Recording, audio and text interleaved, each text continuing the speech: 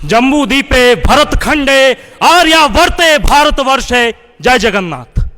सर्वप्रथम अटल जी को नमन करता हूं और उन्हीं की पंक्तियों से प्रारंभ करना चाहूंगा कि भारत महज एक भूमि का टुकड़ा नहीं है, यह एक जीता जागता राष्ट्र पुरुष है।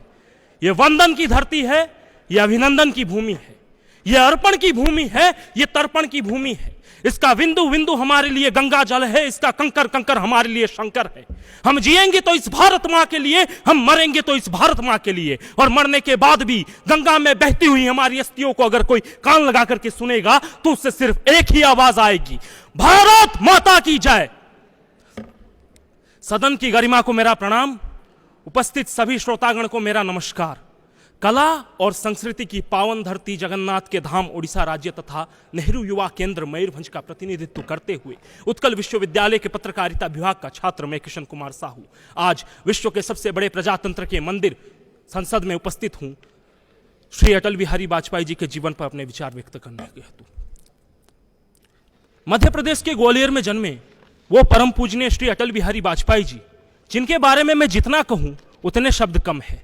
एक ऐसा व्यक्तित्व जिसका विरोध विरोधी तक करने से हिचकिचाते थे। इस हिंद राष्ट्र के चट्टानशील प्रधानमंत्री जो केवल कहते नहीं थे बल्कि उस कार्य को उम्मीद से बढ़कर निपुणता के साथ करके दिखाते थे। चाहे मैं वर्णन करूं पोखरण में परमाणु परीक्षण की या कारगिल में फतेह ऑपरेशन विजय की, मैं वर्णन करूं सर्वप्रथम जीएसटी मॉडल सराहना की, या मैं बातें करूं फॉरेन पॉलिसीज की, मैं बातें करूं टेलीकॉम रिफॉर्म्स की, या फिर मैं बातें करूं सर्व शिक्षा अभियान की। अटल जी अपने जीवन के प्रथम दौर में एक पत्रकार हुआ करते थे और राष्ट्र निर्माण में एक पत्रकार की भूमिका क्या होती है, इसका जीवंत उदाहरण श्री अटल बिहारी वाजपेयी जी थे। वो अटल जी ही थे जिन्होंने पहले प्रधानमंत्री के रूप में हिंदुस्तान से लाहौर तक का सफर बस से तय किया और इसी जरिए पहली बार हिंदुस्तान और पाकिस्तान सीधी बस से जुड़े। पाकिस्तान के लाहौर में मीनारे पाकिस्तान में अटल जी ने लिखा कि भारत चाहता है कि पाकिस्तान एक खुशहाल और समृद्ध राज्य बना रहे। यह पहली बार था कि किसी भारतीय नेता ने पाकिस्तान की समृद्धता पर जोर दी थी। जी हां, वो महान विचारधारा वाले मर्यादा पुरुष अटल बिहारी वाजपेयी जी ही थे जिनका यह मानना था कि अपनी तरक्की के साथ दूसरों की भी तरक्की हो। वो अटल बिहारी वाजपेयी जी ही थे जिन्होंने सर्व शिक्षा अभियान लागू करके देश में शिक्षा की व्यवस्था को सुधारा था और साथ में यह नारा भी दिया था, आओ स्कूल चले हम, आओ स्कूल चले हम। उसके बाद बच्चों का जो स्कूल छोड़ने का जो स्तर था उसमें 40% गिरावट आई थी। मैं याद करिए वो दिन 1999 के जो मध्य रात्रि में पूरा भारत सो रहा था, तब संयुक्त राष्ट्र अमेरिका के राष्ट्रपति जी ने भारत के प्रधानमंत्री श्री अटल बिहारी वाजपेयी जी को कॉल किया और कहा कि पाकिस्तान के मुशर्रफ कह रहे हैं कि हम भारत पर परमाणु आक्रमण करेंगे। तब लोहा जैसा सीना रखने वाले श्री अटल बिहारी वाजपेयी जी ने कहा कि मैं 25% भारत कुर्बान करने के लिए तैयार हूं, लेकिन मैं आपको यह आश्वासन देता हूं कि पाकिस्तान कल तक का सूर्योदय नहीं देख पाएगा। ऐसा लोहा जैसा सीना रखते थे श्री अटल बिहारी वाजपेयी जी।